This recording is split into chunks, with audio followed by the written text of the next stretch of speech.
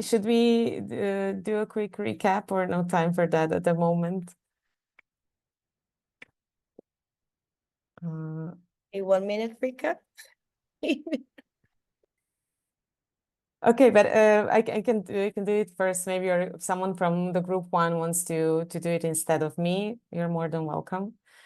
But I managed to, you know, scroll over a little bit, and I see that the groups are more or less depicting the crucial stakeholders in sense of the society, including civil sector, community members, and their mutual natural bonds, I would say. And then on the other hand, governmental levels from local, regional to international. And of course, the mediator between them, or the fourth branch of government, the media, who you know, can have strong links in and influence in both ways.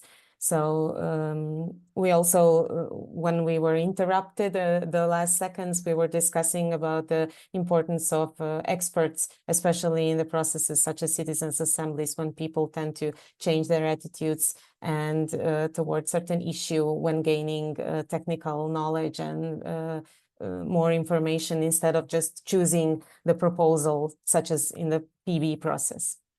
Yeah. Super. I can also go real quick with group 2.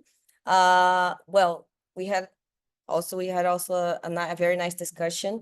We address government, for example, by private sectors, for example, workers' union, for example, non-profits, government. And I think one of the key elements to this was that the group thought that we should be more specific while looking at community, for example, so who are effectively affected by the problem, more children, elder, other users. Also have a more specific look to donor community, which is the funding base for NGOs or for community work sometimes, and how this can affect the work. And mainly local community and community as directly affected to the systematic access for water, and how they can be influenced also by other actors that are working in private fronts and providers as a whole. We did not lift up, for example, media, which I saw it was in group 1, which is very interesting also how media could be directly influencing this problem.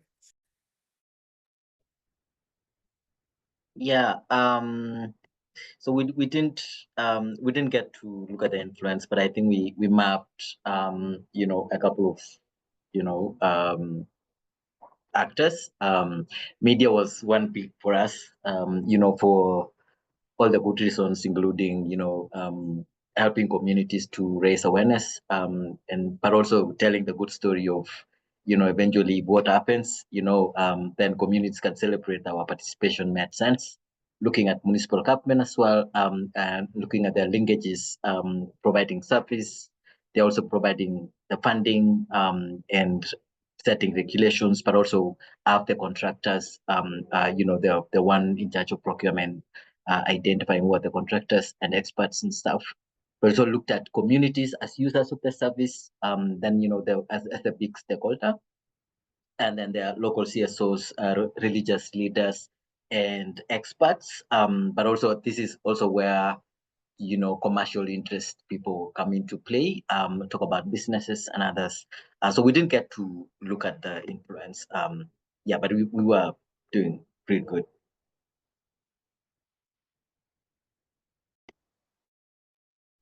Okay, perfect. I think we can continue with the slides now. We're going to switch to building coalitions. And Mel, please, when you manage. Yeah, just a time check, Melina. I don't know if we have time for the presentation and the breakouts and the chat after, so maybe we might need to cut something there. Let me know what you prefer. Okay, let's do a quick run through the slides, and we'll maybe shorten the to, you know, 10 to 12 minutes, the breakout rooms. Okay, so as I said, we are now shifting focus to building coalitions with the stakeholders that we mapped, including within and with the governments. So basically that participatory approaches do not remain one-off experiments, but we want them to become embedded in how decisions are made continuously.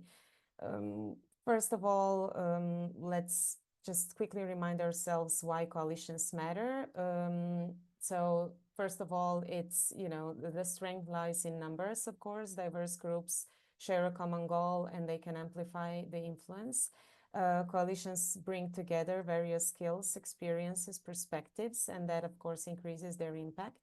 Working together expands visibility and legitimacy, which of course gains stronger public support and media support. And when a coalition includes a broad range of voices, decision makers are far more likely to listen. Next slide, please, Melissa. There are two main perspectives. Basically, when we are thinking about building coalitions for mainstreaming participation, first we can talk about working within governments.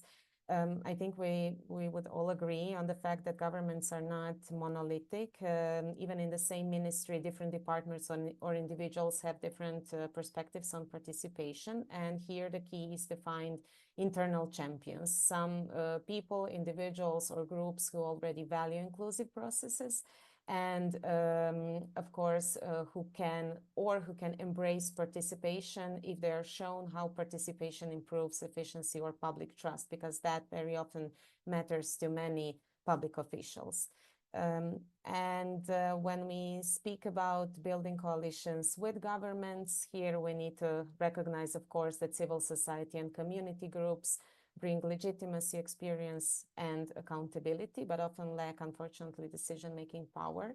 So coalition building basically here means aligning around shared goals, approaching institutions strategically, and that could involve different activities, such as co-hosting some consultations or working on joint evidence material, inviting government actors into community spaces to co-create solutions. Next slide, please. A couple of key steps on how to start. Of course, what we need to do is identify coalition members and prioritize them. Some of that we have already done in the previous exercise. We have to understand their interests, level of influence, capacities, openness to participation. And then we have to define what kind of shift we want to see in their attitudes, in their roles, their positions, to see where they stand currently and where we would like them to be.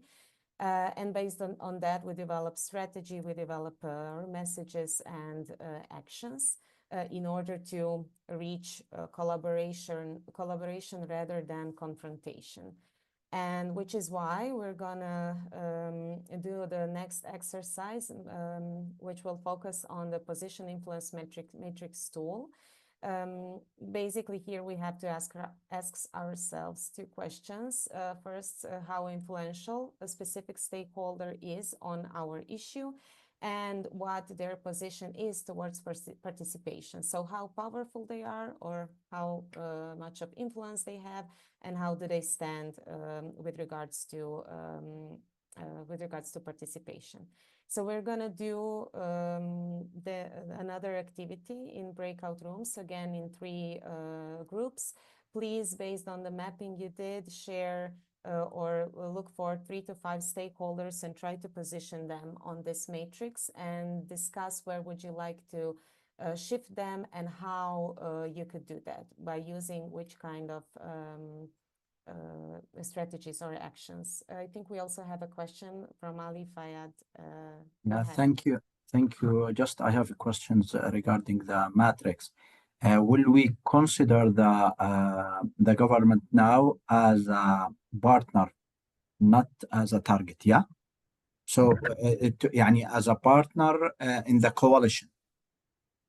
We're going to work on the same case scenario that we worked in the first exercise. So we're going to try to understand and see where the government stands in that case.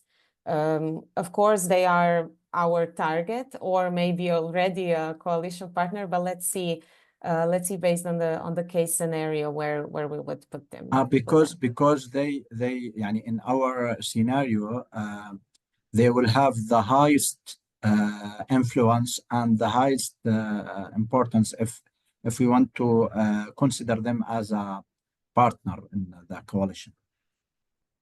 Yeah, yes, I definitely agree, but I think their position shifted a little bit throughout the process.